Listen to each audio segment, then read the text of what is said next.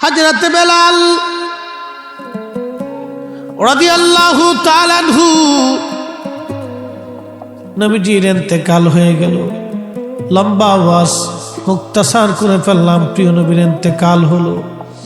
ইন্তেকাল হয়ে যাওয়ার পরে সবচেয়ে বেশি কেঁদেছিলেন সাহাবায়ে কেরাম। পাগল পারা হয়ে গেলেন। বেলালও পাগল পারা হয়ে গেল। নবীর একটা উট ছিল, উটের নাম ছিল খাওয়া দাওয়া বন্ধ করে দিয়েছিল। কেউ তাকে পানি পান করাইতে পারে নাই। কাসুয়া উট একাধারে 3 দিন পর্যন্ত কেঁদেছিল নবীর বিরহ বেদনায়। এই উট কেঁদে কেঁদে হয়রান, বিরহ বেদনা সহ্য করতে না পেরে উট কাঁদে রে কাঁদে, উট কাঁদে, বিরহ বেদনা সহ্য করতে না পেরে উট কাঁদে রে, সহ্য করতে না পেরে 3 দিন পরে উট কুয়ার মধ্যে ঝাঁপিয়ে পড়ে আত্মহুতি দিয়েছিল। আহা, নবীজি বললেন উম্মত রে, এই উটকে নিয়ে আমি নবীজি কিয়ামতের ময়দানে আল্লাহর জান্নাতে চলে যাব। একবার জোরে বলা যাবে কি সুবহানাল্লাহ।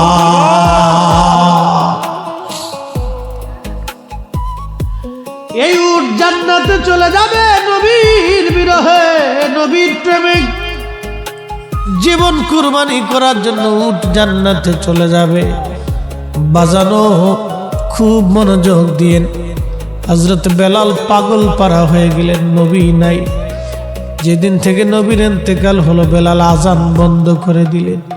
আবু বকর ডেকে বললেন, বেলাল আজান দাও। বেলাল বলেন, আবু বকর রে, আপনি কি আমাকে কিনে এনেছিলেন আল্লাহর সন্তুষ্টির জন্য নাকি আপনার নিজের জন্য? আবু বকর বললেন, বেলাল রে, আমি আল্লাহর সন্তুষ্টির জন্য তোমাকে কিনে আজাদ করে দিয়েছি। বেলাল বলেন, আবু বকর, তাহলে আপনি আপনার স্থানে থাকেন, আমাকে আজান দিতে আপনি বলবেন না। যে আজান দিলে নবী আসবে না, সে আজান আমি আর কোনোদিন দেব না গো। আপনি আমাকে আজান দিতে বলবেন না আবু বকর।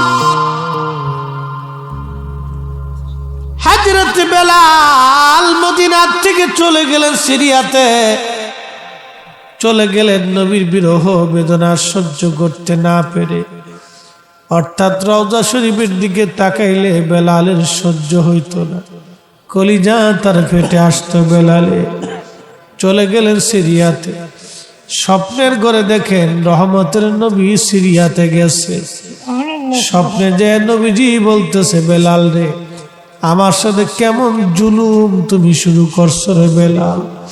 বেলাল আয়, কতদিন হলো তুমি আমার জিয়ারতে আসো না রে বেলাল। নবীকে কেমন করে ভালোবাসা দিয়েছিলেন বেলাল। স্বপ্নে নবীজি তাকে ডাকার জন্য গেছে। একবার জোরে বলা যাবে কি ইয়া রাসূলুল্লাহ।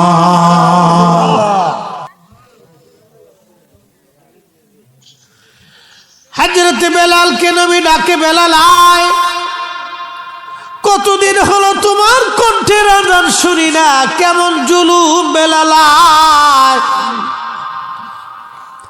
হযরত বেলাল সুদূর সিরিয়া থেকে রওনা করলেন। আহা, হেঁটে হেঁটে হেঁটে হেঁটে হেঁটে হেঁটে শুধু সিরিয়া থেকে বেলাল মদিনে আসছে। বন্ধু মুসলমান ও নবীর উম্মত আশিক ও সুন্নি বাবাজিরা রে, শুধু সিরিয়া থেকে একজন পাগল হেঁটে হেঁটে মদিনাতে আসছে। নবী ডাকছে, নবী ডাকছে, নবী ডাকছে রে।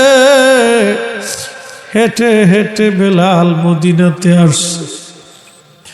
রওজা শরীফে এসে বেলাল রওজা শরীফের সঙ্গে মাথা টাকা কান্দে আর বলে, হুজুর আপনি আসতে বলেছিলেন, আমি বেলাল আসছি।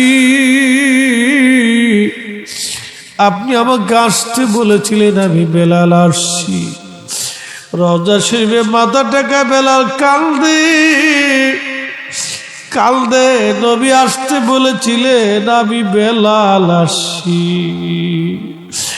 আমি জানি প্রেমে পাগল সে তো মদিনা।